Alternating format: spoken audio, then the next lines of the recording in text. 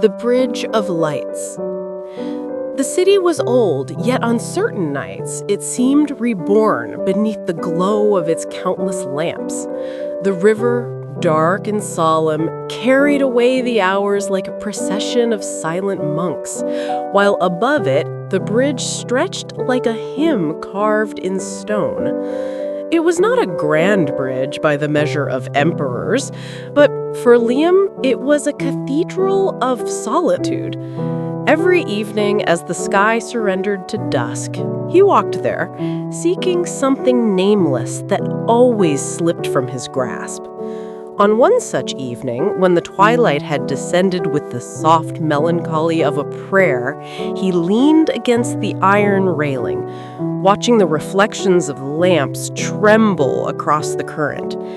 In that moment when the soul hovers between peace and yearning, he heard a voice, clear, uncertain, almost musical. "Excuse me, could you take a picture for me?" He turned. There stood a young woman, slender and tall, draped in a pale coat whose fabric caught the wind as if it longed for flight. Her eyes, gray like the sky before dawn, met his with a hesitation that was more powerful than confidence. She held out her phone as though she were offering not an object, but a fragile fragment of herself. Liam accepted it, yet when he raised the camera, mischief, that secret cousin of tenderness, guided his hand.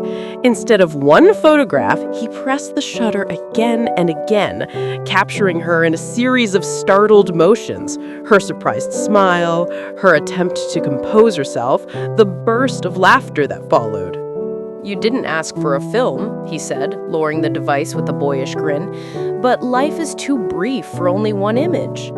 Alina laughed, at first with disbelief, then with a warmth that expanded between them like fire spreading in a winter hearth. And in that laughter, the distance of strangers dissolved. They began to meet again, not by arrangement, but by an instinct that drew them both to the same bridge.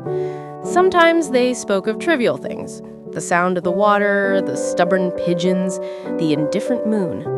Sometimes they walked in silence, letting their footsteps become a dialogue older than words. And sometimes, when the wind carried the scent of rain or the lamps flickered with a tremor of electricity, it seemed to them that the bridge itself was listening. One evening in late autumn, the air sharp and fragrant with fallen leaves, Liam paused. The river was restless that night, its waves striking the pillars with a rhythm both solemn and wild. He turned to Alina.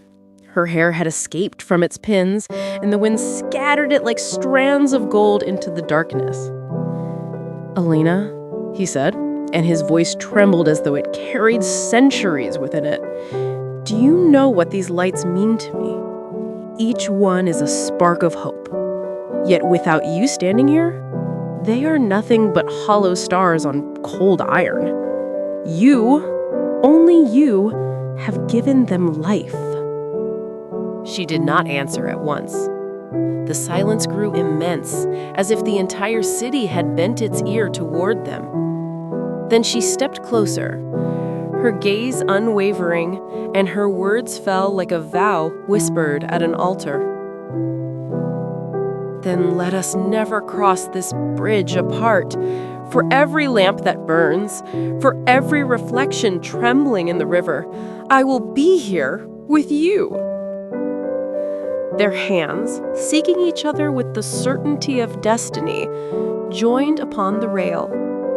At that instant, the wind seemed to soften, and the water below caught the glow of the lamps in such a way that the river itself appeared to carry their promise downstream into eternity. Thus it was that two souls, beneath the indifferent eyes of the city, discovered a universe on a modest bridge, a universe vast enough to contain both their solitude and their love.